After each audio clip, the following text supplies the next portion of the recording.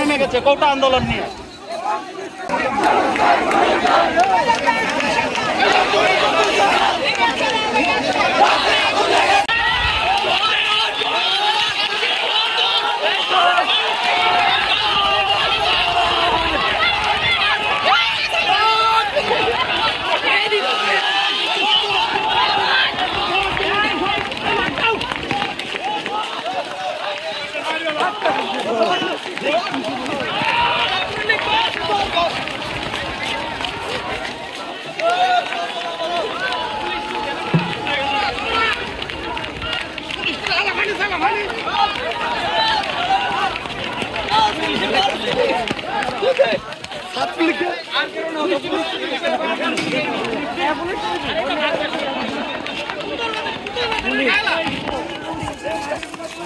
কুত্তা যাতে রয়ে গেলাম নয়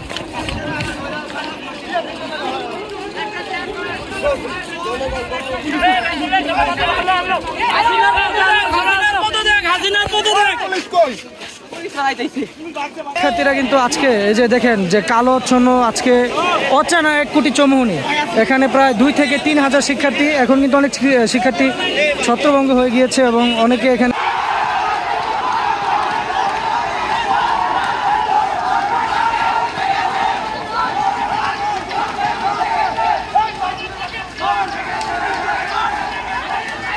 কেউ যাব না।